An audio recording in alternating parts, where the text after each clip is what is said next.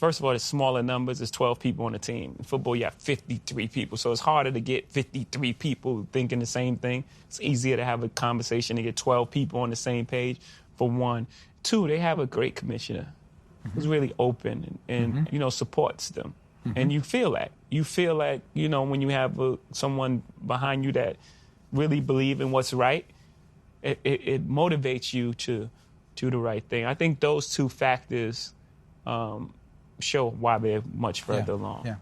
Are there incidents even at this stage in your life? So you're famous, you're rich, you own stuff, where you run into racism that's evident to you, that's easy to recognize at this stage of your life?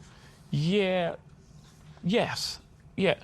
But it mostly comes when you try to challenge the status quo.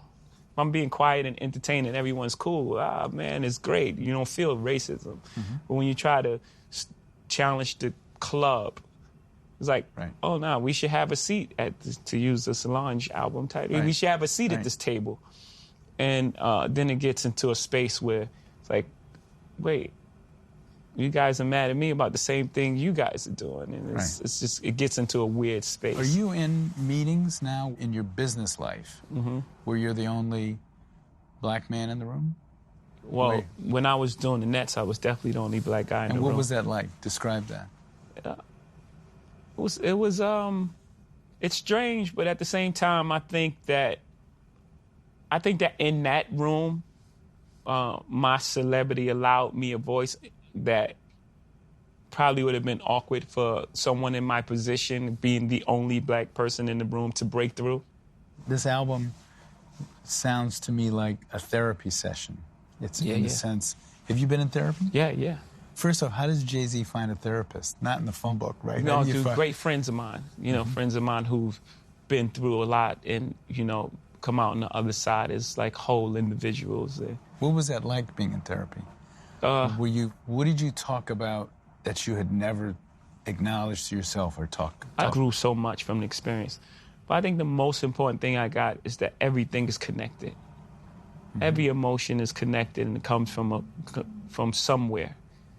And just being aware of it.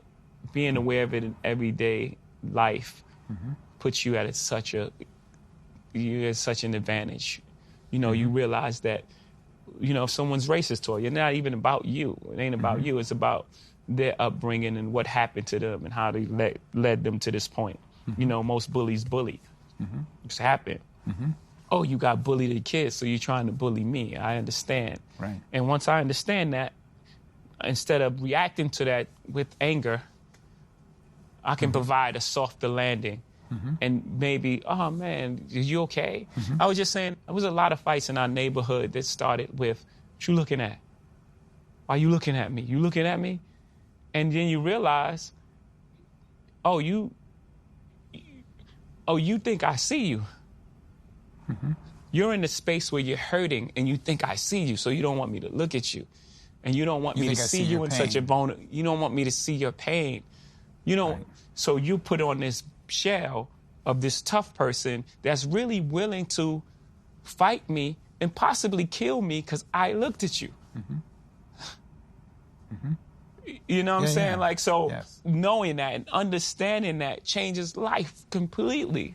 Was that a moment that came from therapy? Yeah, just realizing that, oh my goodness, these young men coming from they're just in pain. But you got to survive. So you go into survival mode. And when you go into survival mode, what happened? You shut down. Right. You shut down all emotions.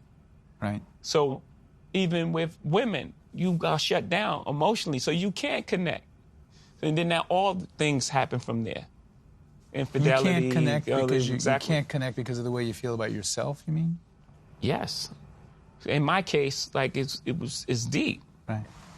You've bared your soul so much, not only in this album, and I mean, you can sort of see the evolution of a person in your music. Part of me would think, oh my God, I got to talk about my marriage, I got to talk about my mother, I got to talk about my other ancestors. Part of me would think that would make me nuts. Does it make you nuts, or do you feel like the heart of your art and storytelling is to tell the story of your life? That's who I am. And I've done it from the beginning of my career. Two things, you know. One, no one knew the characters, so it wasn't as impactful, you know. And two, it wasn't coming from a place that was as evolved. And it's very difficult. You know, it's hard. It's hard to hear songs back. It's hard to perform songs. But I feel it's the most important work that I've done, and I'm very proud of it. And the effect that it's having on people. And even like the studio sessions, you know, we were having 4-hour conversations after playing one song. I learned so much about people that was around me, just my friends. I learned things about them that I didn't know that in 20-year relationship just from this one song. So I knew it would have that sort of impact beyond myself. It's my responsibility as an artist to go to these places. Did your wife's own confessional album, which came out first, make it so that you had to be even extra confessional? I mean, in other words, it would have been hard after her album, which talked frankly about you guys to like have an album to come out that would be about some frivolous anything. Yeah. It actually started out, we were working on material together, and it became Lemonade. Yeah. You know, she went off and did her thing, and it was like, it just felt like she should go first, and she should share her truths with the world. So it wasn't based on I have to say something because of this album. It wasn't even like that. It's just really honest. But you probably couldn't have gotten away with, okay, you do the album, wife, that talks about our pain. I'm going to go do an album that talks about, you know, my love of art. You never know. Right.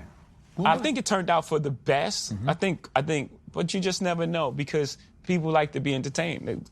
Again, back to our president. You know what I'm saying? Like you would think, man, after the composed manner at which Obama stood at that podium, the dignity he brought to that place, that this couldn't exist, but it does. Do you have any disappointments in Obama? There are people who say the expectations of him as the first black president were so great. He was supposed to get rid of racism and fix everything. Yeah. Is that unfair? Do you think did he live up to all of your expectations? Yes, because all he could do is the best he can do. He's not a superhero. And it's unfair to place unfulfillable expectations on this man just because of his color. You're actually doing the opposite. It's like, what do you think is going to happen? He's there for 8 years. And he has to undo what 43 presidents have done in 8 years. It's not fair. What do you think of the state of, I'm not going to say just black leadership period, on the things you care about in the country? Who do you look at and say, this man or woman speaks for the things I care about? It's going to be funny, but I find it funny. But my leadership, I like Dave Chappelle's leadership. Go ahead. You know what I'm saying? You're going to vote for Dave Chappelle for president? Yeah, because he tells it in humor so you can deal with it, but it's always a nice chunk of truth in there. Is there a part of you, because you have a certain amount of money, that gets a little more conservative? Or does having money not change your politics? Yeah, no. No, because I'm not, I believe in people. You know, I want what's best for people. I love people. You know, so I don't have that sort of thing like I want to vote Republican just to save more money. That's not the end game. It's not about who got more money and who got more houses. Yes, you know, you've earned it, buy what you want. You know, but don't forget what's important. Without people, and being rich would be very boring. No one to share with, no one to have. You know what I mean? Like, you just be a rich person, one person on the planet, just like, well, then what do you do? When I heard this latest album, and then I thought about the earlier albums, one theme was sort of reaching the promised land. You know, you've acquired influence, and not just money, but your life is good.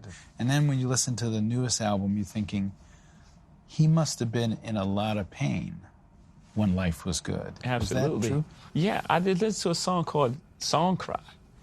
And the idea of the hook, never seen it coming down my eyes, but I got to make the song cry. It tells you right there what I was hiding. And the strongest thing a man can do is cry.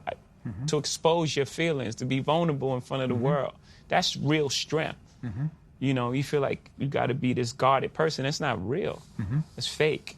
Does that mean you were unhappy during that period and didn't have a handle on it, or what? Well, you compartmentalize, right? So you can be inside your body and be happy, but at the core of it, something else is going on. Right. As a, parent, I thought one of the most painful scene or line or whatever in the album was when you are talking about having almost lost your marriage, and you talk about what it would have been like to watch another man play football with your kid. I thought that is like, given that you have talked so much about your life and your music, are there things that you put a wall around? I'm not going to talk about that. You've talked about the pain of growing up, where you grew up, how you grew up, your father leaving early, the pain of your marriage, being in therapy. Are there things you say, I'm not going there? Yeah, and it mostly involves other people, because when other people are involved, you have to also, you may be ready to expose these things. And there's certain parts of, it's also other people's truth as well. A perfect example is my mom. Yeah, I was going to ask you about and when did you... I didn't have permission to do that song first. So just like we had a beautiful conversation. When did you realize your mother was gay? Really early on. When as a little kid? No. Let's say call it teenage years. And so you realized it and talked to her about it? What was that? We never spoke about it. It just exists. It was there. Everyone knew. Gotcha. But we never spoke about it until, like, recently. Now we start having these beautiful conversations and just really, like, getting to know each other. We were always good friends, but now we're, like, really great friends, And we were just talking as friends, and then she was sharing that she was in love. And I guess there's years of, like, feeling for her and feeling like she's free. She can be herself. She doesn't have to hide for her kids or be feeling she's embarrassing her kids. It was a much different time then. Don't just think about... Yeah, of course. You know what I mean? Yes. She could just live her full life, her whole life, and be her. Will this get harder over time? Like, as a young man, and your music was the way a lot of young rappers are. It's like, the violent life. If that's chapter 1 of the autobiography, chapter 2 of the autobiography, I'm oversimplifying this, is like, now I'm really rich, I have a lot of stuff, let me tell you how cool that is. And then chapter 3 of the autobiography is, oh my God, I've like run myself into the ground. What's chapter 4? 3 is, oh my goodness, the most beautiful things are not these objects. The most beautiful things are inside. The most beautiful things are the friendships I have really like golden friendships that, most people don't have. You can have all the watches and paintings in the world. You don't have a friends like I have. The friendships I've acquired and the compassion and the person I've become. Like that's what this chapter is, and the conversations with my mom. Those are the real enriching experiences. Will you have the same adventures in your life? Will you have the same stuff to write about? Or maybe you don't know. I think that rap in particular is a young man's sport, that I'll move out of that white hot space. But rap is about the gift of discovery. To be the cool person in school, you have to know the newest music, the newest dance move, have the newest clothing on. So rap is based on that. What's new? What do you? I know you know Jay-Z is good, but do you know this song right here that only 4 people heard it? Right. You know what I'm saying? And then they bring that person into the masses of pop culture, and then you have a window before saying that you are the one is no longer cool. And then you have to move past that, and you have to find a way to exist. The white hot space is when it's fresh and new, and it's like, this is the hottest song ever. Right. I mean, I pushed the window like... You think you're still in that space? Oh, I stood in that window a really long time. Are you still in there? But still, no. I don't think people are looking to me as like the thing. Is that hard to deal with, or did you feel like, I'm okay with that because I've moved on? No. You don't want to be? Because at the end of the day, we're going to find out it's not about the white hot space, but it's about finding the truth. That white hot space, people think is the biggest thing, but it's really small. It's almost like a trend. Will you rather be a trend or you rather be Ralph Lauren? Right. You know what I mean? Like, you Right. rather be a trend or you rather be forever. I'm the